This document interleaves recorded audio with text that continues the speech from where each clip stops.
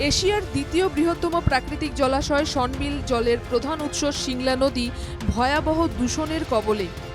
আবর্জনা জমে কার্যত মৃতপ্রায় হয়ে উঠেছে সিংলা নদী।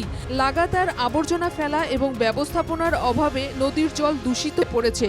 সংকটের মুখে সনবিল। অবশেষে প্রতিবাদে নামলেন স্থানীয় বাসিন্দারা।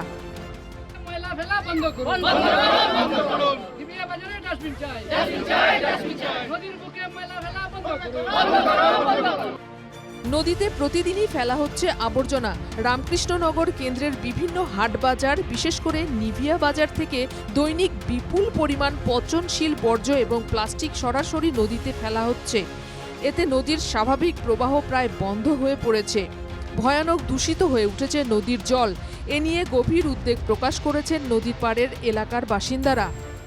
আমাদের সবচেয়ে বড় অসুবিধা হলো এই সিংলা নদীর যে তীরে অবৈধভাবে যে আবর্জনা ফেলা হচ্ছে, সমস্ত বাজারের আবর্জনা এখানে ফেলা হচ্ছে। তাতে আমাদের সমস্ত অঞ্চলের পরিবেশটা দূষিত হয়ে গেছে।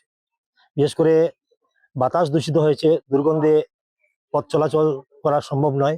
আমরা যারা পার্শ্ববর্তী অঞ্চলে বাস করি, আমাদের ঘরের মধ্যেও থাকা প্রায় দুষ্কর হয়ে গেছে। বাজারের আবর্জনা ফেলায় ভয়াবহ দূষিত হয়ে উঠেছে নদীর জল। পচে ওঠা জল থেকে দুর্গন্ধ ছড়াচ্ছে। স্থানীয়দের অভিযোগ, এলাকায় জলের তীব্র অভাব, জল সরবরাহের কোনো ব্যবস্থা নেই। ফলে স্থানীয় বাসিন্দারা দৈনন্দিন কাজে নদীর দূষিত জলই ব্যবহার করতে বাধ্য হচ্ছেন।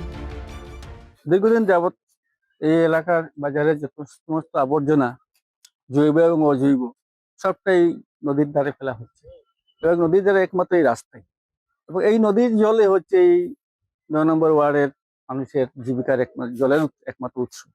আমাদের এখানে কোনো ওয়াটার সাপ্লাই নেই, দীর্ঘদিন থেকে কোনো ওয়াটার সাপ্লাই নেই। অনেকবার চেষ্টা করেছি ওয়াটার সাপ্লাইয়ের জন্য, বিভিন্ন অসুবিধায় ওয়াটার সাপ্লাই আজ পর্যন্ত নেই। তো এখানে লোকগুলা কিন্তু বাধ্য হয়ে এসে নদীর জলে স্নান টান ইত্যাদি করতে। অনেক আবেদন জানানোর পরও একটি বৈঠকের আয়োজন হয়েছিল। সেখানে প্রতিশ্রুতি দেওয়া হয়েছিল ডাস্টবিনের ব্যবস্থা করা হবে, কিন্তু তারপর কয়েক মাস কেটে গেলেও অবস্থার পরিবর্তন হয়নি। আগের মতোই আবর্জনা ফেলা হচ্ছে নদীতে। এ নিয়ে ক্ষোভ প্রকাশ করেন স্থানীয় বাসিন্দারা। একটা সভা হয়েছিল বাজারে, কিন্তু ওই মিটিং এ আশ্বাস দেওয়া হয়েছিল যে কয়েকদিনের মধ্যেই সেই ডাস্টবিন এখানে সরানো হবে এবং এটা পরিবেশটা মানে স্বচ্ছ রাখা হয়। কিন্তু আজ পর্যন্ত প্রায় ৩ মাস অতিক্রম হয়ে গেছে, কিন্তু এখন পর্যন্ত এটা কোনো সুরাহা হয় নাই। বর্ষায় নদীর আবর্জনা গিয়ে পড়ছে সনবিলে। তার জেরে সনবিলের ধারণ ক্ষমতা কমছে। দূষিত জলে হুমকির মুখে পড়ছে সনবিলের জৈব বৈচিত্র্য। দীর্ঘমেয়াদে এর পরিণাম ভয়াবহ হয়ে উঠতে পারে। সিংলা নদী এবং সনবিলকে বাঁচাতে প্রশাসন কী পদক্ষেপ নেয় সেটাই এখন দেখার।